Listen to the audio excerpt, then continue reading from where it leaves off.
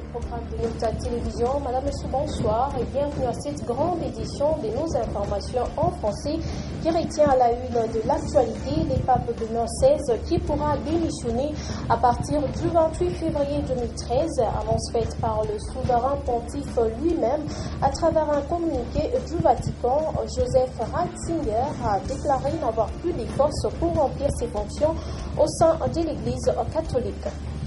Et suite aux nombreuses séances de sensibilisation, la commune Kenya a enregistré une diminution des personnes atteintes par l'épidémie de choléra. La nouvelle a été rendue publique par le bourgmestre de la commune Kenya ce lundi 11 février 2013. Je vous le disais tantôt dans les sommaires, dans un communiqué du Vatican, le pape Benoît XVI a annoncé sa démission à partir du 28 février 2013. Le souverain pontife a précisé après les communiqués qu'il n'a plus de forces pour assumer ses charges au sein de l'Église catholique. Le pape Benoît XVI, de son vrai nom, Ratzinger, a 85 ans d'âge. Sa démission intervient 7 ans après son élection qui a suivi la mort du pape Benoît XVI, Jean-Paul II. Et que prévoit le droit canon en cas de démission d'un pape? Est-ce que cette démission peut avoir des répercussions sur l'Église catholique? Que devient le pape démissionnaire? Les profs abbé Abdalbert Sango Moukalai donnent des précisions au micro d'Antoine Roger Mbouimwamba. J'ai été surpris comme tout le monde parce que c'est pas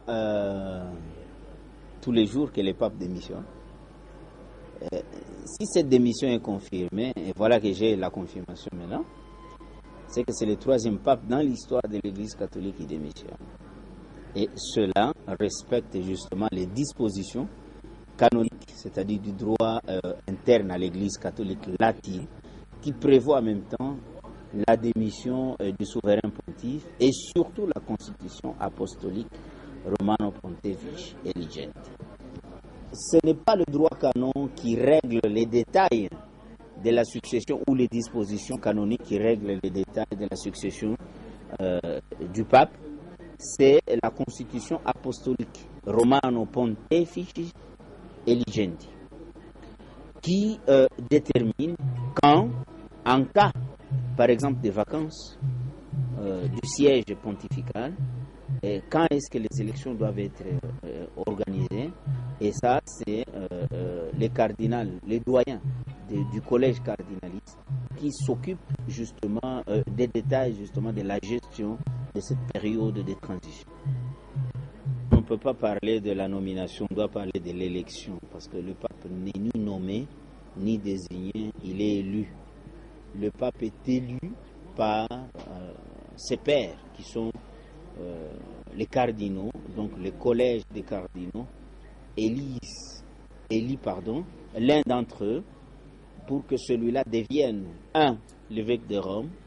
Et comme l'évêque de Rome occupe le siège de Pierre, donc l'apôtre Pierre, il devient en même temps l'évêque de l'Église universelle que nous appelons aujourd'hui le pape. Et donc, les cardinals, les doyens des cardinaux, qui est aujourd'hui le cardinal Angelo Sodano, va s'occuper des formalités justement pour cette période ici, d'organiser justement les conclaves qui élisent les successeurs de Benoît XVI. Si Benoît XVI, parce que nous parlons de l'annonce de la démission, si Benoît XVI dépose en toute quiétude et librement sa démission, il va s'occuper justement des formalités pour la convocation du conclave qui va élire le nouveau pape parmi les cardinaux du monde entier, et toutes les démarches internes seront suivies par ou organisées par le cardinal Camerlin, celui qui s'occupe de la maison pontificale. Non, ce n'est pas un problème de l'âge. Ce n'est pas un problème de l'âge et ça ne pose aucun problème à l'Église parce que le pape, c'est qui? C'est le pasteur. il est pasteur de l'Église universelle. Il est d'abord évêque de Rome. En tant que successeur de l'apôtre Pierre, il devient en même temps l'évêque de l'Église universelle, de l'Église catholique partout au monde où elle existe. Mais je vous rappelle que le pape Jean-Paul II a été élu pape à l'âge de 58 ans. Donc il n'était pas si vieux. Donc il arrive des fois que le choix tombe sur une personne âgée. Non, c'est une démarche qui est prévue par les dispositions canoniques, c'est-à-dire du droit interne à l'Église catholique. Oui, il n'y a pas de retombées à cela, c'est prévu, mais c'est rare. Et c'est pour cela que les gens s'étonnent. Mais c'est prévu pour les spécialistes que nous sommes. Nous ne voyons pas de nouveautés là-dessus. Le pape démissionnaire, il est démissionnaire, il se retire, il sera dans un couvent, il sera quelque part, mais il n'a plus ce qu'on appelle en latin, la potestas jurisdictionis, c'est-à-dire le pouvoir de gouvernement. Il n'en a plus, c'est le pape en cours, parce qu'il n'y aura pas deux papes. Il y aura un seul qui est investi. C'est celui-là, c'est tout. Bon, il va se retirer et l'Église va s'occuper de lui comme de tout autre prêtre. Parce que le pape est d'abord prêtre avant d'être pape. Par conséquent, il devient un simple cardinal. Non, pas cardinal, il reste prêtre, évêque. Il est évêque, il reste évêque, c'est tout. Mais évêque, non pas en fonction, mais en pension. Et le mercredi 13 février débutera la période de carême au sein de l'Église catholique et pendant environ 40 jours, les fidèles catholiques feront une évaluation intérieure par rapport à Dieu en donnant l'aumône, en observant les jeunes et en partageant aux plus démunis. Maurice Mazel et Chris Odia pour les détails. Madame, Monsieur, vous aurez à suivre cet élément dans nos prochaines éditions. Et pendant que le pourparlers se poursuivent à Kampala entre le gouvernement congolais et les mouvements du M23, des avancées significatives sont enregistrées dans la classe politique congolaise. Ça concerne le dialogue national tel que promu récemment par le président de la République, Joseph Kabila Kabange. Des partis de la majorité présidentielle comme de l'opposition ont des concertations pour la tenue de ces assises. Commentaire Antoine Roger Mbouimouamba. Petit à petit, les choses commencent à se préciser quant au dialogue national promis dernièrement par le président de la République, Joseph Kabila Kabange. Des concertations, on en parle davantage dans la classe politique congolaise. D'un côté, le PPRD, parti présidentiel sous l'égide de son secrétaire général, Évariste Bochab, a eu des rencontres avec quelques partis de la majorité comme de l'opposition. Allusion faite ici au parti de l'ancien vice-président du gouvernement M+4, Arthur Zaïdi Ngoma. Le MLC avec en tête le secrétaire général Thomas Louaka et différents acteurs d'autres formations politiques du pays.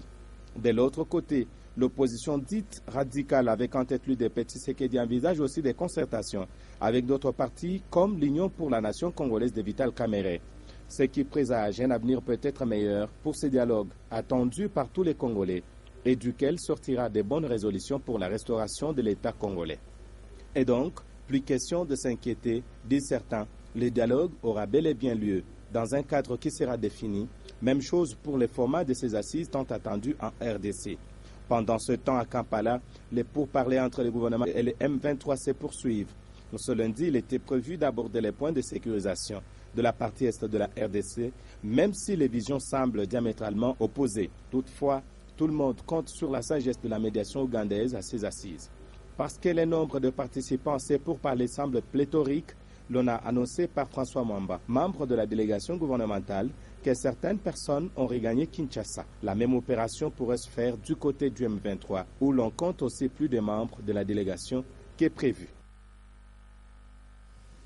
Et à la commune Kenya, il y a une diminution des cas de choléra et cela grâce aux nombreuses sensibilisations. Précision donnée ce lundi 11 février par le bourgmestre de la commune Kenya, Gustave Ngoy. Jean-Paul Malimba pour le détail. Renforcer la vigilance en matière de protection des câbles électriques, informer l'autorité communale sur le suspect, ainsi que le banditisme et les différentes maladies de main sale, dont le choléra. Tels sont les points saillants de la réunion de sécurité et sensibilisation des cadres de base tenue lundi 11 février à la commune Kenya par le bourgmestre Gustave Ngoy. Au cours de cette rencontre, il a insisté sur la cohésion entre différents services de sécurité de la commune Kenya et la sécurité des personnes ainsi que de leurs biens en cette période où certaines personnes sont en train d'agresser les paisibles citoyens en pleine journée. Aujourd'hui, si j'ai réuni le cadre de base, le service de sécurité, non seulement pour les tenir informés de la sensibilisation pour la propriété, mais aussi et surtout de la sécurité. Et le président de la République ne cesse jamais de prôner, de nous prendre en charge. Donc je vous demande d'être vigilants. Et concernant l'épidémie de choléra, le bourgmestre de la commune de Kenya, Gustave Ngoy, a annoncé à tous les cadres de base que le nombre de cas de personnes atteintes par le choléra vient de diminuer sensiblement grâce aux multiples séances de sensibilisation organisées dans différents endroits de cette municipalité. Les habitants de la commune de Kenya doivent être propres et vivre dans un endroit propre, a précisé le bourgmestre de la commune de Kenya, Gustave Ngoy. Les principes de se laver les mains avec du savon doit être respecté. Même le principe de se laver les mains avec du savon doit être respecté, même par ceux qui vendent aux 4 marchés de la commune de Kenya. Et le bourgmestre de la commune Kampemba a sensibilisé les élèves des différentes écoles de sa municipalité sur les choléra et les modes de prévention, et cela a dans le but d'éviter la contamination de cette maladie commensale. Les détails avec Jean-Paul Malimba, une fois de plus avec Patrick Kaboto. Après sensibilisation des élèves des écoles de la commune de Kampemba dans certains quartiers, l'équipe de sensibilisateurs des maladies commensales est passée lundi 11 février pour apprendre aux élèves comment éviter le choléra. Cette fois-ci au quartier Kafoubou. Le gouverneur a transmis le message à l'hôtel de ville chez M. Sangouza. Sangouza nous a appelés, nous les bourgmestres, pour descendre dans les écoles, pour vous transmettre aussi les messages, la demande de notre gouverneur de province. Vous êtes sans ignorer, vous suivez les radios, les télévisions. Conduite par le bourgmestre de la commune de Kampemba, Stanislas Mouenzé, cette équipe s'est rendue au complexe scolaire Baptiste où tous les élèves réunis dans la cour de l'école ont suivi les modes de contamination du choléra. Soyons vraiment aux aguets. Soyons très souples avec les problèmes de choléra. Les élèves doivent se laver les mains avec du savon ou la cendre chaque fois et ne pas manger les aliments qui ne sont pas réchauffés, ont précisé les sensibilisateurs. Nous rinçons les mains. Si vous avez un essuie à côté, vous essuyez les mains. Si vous n'aviez pas un essuie à côté, vous prenez votre papier hygiénique et vous essuyez les mains. Maintenant, si vous n'avez pas cet instrument chez vous, prenez toujours soin d'appeler votre confrère pour qu'il puisse créer une eau coulante. J'aime coulante. Quand vous vous lavez les mains, l'eau balaye le microbe vers le bas. De sensibilisation de Stanislas Mouenzé avec ses mobilisateurs des masses continuera dans d'autres écoles. Question d'éveiller l'attention des élèves sur l'épidémie de choléra qui touche actuellement le quartier Kafoubou de la commune Kampemba où on compte à ce jour plus de 300 cas de choléra. Ouverture ce lundi 11 février 2013 au tribunal militaire à garnison de Lubumbashi du procès opposant les ministères publics, partie civile Tamboué, chauffeur de son état contre un groupe des agents PCR Lubumbashi poursuivis pour causes et blessures volontaires, homicide volontaire et non-assistance en personne en danger. C'est un reportage de Tatiana Ndila et Machaka Massoudi. Pour cette première audience, dans le procès qui oppose les ministères publics aux éléments de la police de circulation routière, accusés d'être responsables du meurtre d'un Tamboué Mouloko patient, taximène de son état, il a été question de l'identification de toutes les parties au procès. Les avocats conseils des éléments de la PCR incriminés ont sollicité au tribunal la liberté provisoire sur place en faveur de leurs clients pour différentes raisons, dont la précarité de la santé de certains. Et les ministères publics répliquent Selon lui, étant donné que ces hommes en uniforme sont poursuivis pour des faits graves, dont le meurtre, il sollicite au tribunal de rejeter cette requête et que l'affaire soit poursuivie jusqu'à la fin. Un mort qu'il y a eu au niveau de la PCR qui a fait beaucoup de bruit au niveau de Lubumbashi et qu'on a dit que les PCR ont tué un certain monsieur. Il fallait à ce que cette histoire puisse passer à l'audience et que l'audience d'aujourd'hui consistait à où on a arrêté des PCR en masse. En tout cas, aujourd'hui, on va faire une remise juste pour donner le temps et la chance au tribunal de se prononcer quant à la requête de la mise en liberté provisoire. Le tribunal, après avoir écouté toutes les parties au procès, a renvoyé l'audience au 18 février prochain, en attendant l'examen de la requête de la partie prévenue. Profitons de son séjour à Kalemi, dans les Tanganyika, le directeur provincial de l'Office de voirie et drainage OVD, François Mobali Toko, a fait un tour des chantiers dans cette partie du Katanga. Il était tour à tour sur l'avenue Lumumba, en plein asphaltage, au quartier de la Paix, touché par des inondations et aux travaux de curage des collecteurs. Consolat Kanja Makolovira et Séverin Katamboa. Au cours de sa récente mission de travail à Kalemi, le directeur provincial de l'Office des voiries et drainage, François Mobali Toko, a inspecté différents travaux et chantiers de la ville portuaire, accompagné du conseiller technique au ministère des Infrastructures, du commissaire de district et du chef d'antenne OVD Kalemi. François Mobali a visité les travaux de drainage, d'asphaltage de l'avenue Lumumba ainsi que les travaux de curage des collecteurs exécutés par la brigade de l'OVD Kalemi et l'équipe du district. Par la suite, l'équipe a constaté les érosions créées par l'avancée inquiétante du lac Tanganyika vers le stade, écoles et maisons d'habitation qui sont sous menace. Nous nous sommes aperçus que le constat est un peu amer. Effectivement, les travaux se déroulent normalement, mais vous savez que la cité de Kalemi, c'est une cité à relief très accidenté et les ouvrages de drainage et les chaussées que nous sommes en train de construire avec l'entreprise Africas sont en train de subir ces phénomènes du relief accidenté. À chaque fois qu'il pleut, il y a un ensablement dans nos ouvrages, il y a un ensablement sur la chaussée. Le numéro 1 de l'OVD Katanga était également au quartier de la Paix fortement inondé, où l'on a enregistré des sinistrés, une situation due au manque d'ouvrages de drainage à Kalemi.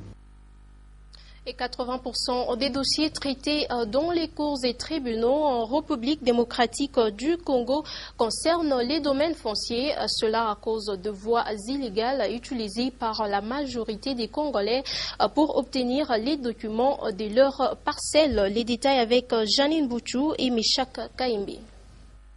C'est le certificat d'enregistrement qui donne à un concessionnaire les droits des jouissances du fonds, c'est-à-dire la jouissance des bâtisses érigées sur sa concession. Mais pour obtenir ces documents, il faut au préalable détenir un contrat de location qu'on acquiert après achat d'un terrain auprès des services des cadastres. Selon la loi foncière congolaise, les contrats de location est valable pendant 36 mois, soit 3 ans. Dépassé ce délai, il peut être renouvelé pour une période de 2 ans. Après cette période, tout détenteur d'un contrat de location est dans l'obligation d'entamer le processus pour le certificat d'enregistrement, après avoir bien sûr rempli certaines conditions, notamment ériger une bâtisse selon les normes exigées par le service de l'urbanisme. La tarification de ces documents tient compte de la zone de lotissement.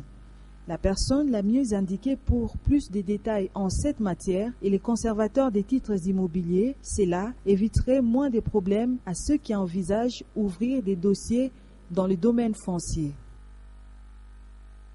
Voici à présent la rubrique Lue pour vous, l'actualité locale, nationale et même internationale avec nos confrères de la presse écrite dans la bouche de Consolat Kanja Makolovera.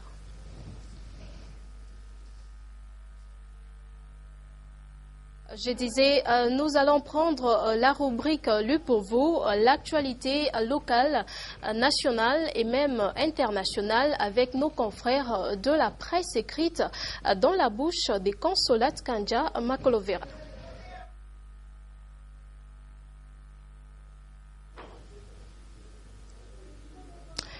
Voilà, madame, monsieur, vous aurez à suivre cette rubrique dans nos prochaines éditions. C'est la fin de cette édition du journal. Je vous rappelle le principal titre. Le pape Benoît XVI pourra démissionner à partir du 28 février 2013, annonce faite par le souverain pontife lui-même à travers un communiqué du Vatican. Joseph Ratzinger a déclaré n'avoir plus de forces pour remplir ses fonctions au sein de l'Église catholique. Et suite aux nombreuses séances de sensibilisation, la commune Kenya a enregistré une diminution des personnes atteintes par l'épidémie de choléra. La nouvelle a été rendue publique par le bourgmestre de la commune Kenya. C'était ce lundi 11 février 2013. Merci de nous avoir suivis. Madame, Monsieur, c'est la fin complète de cette édition du journal. Je vous retrouve demain avec le même et réel plaisir de vous informer.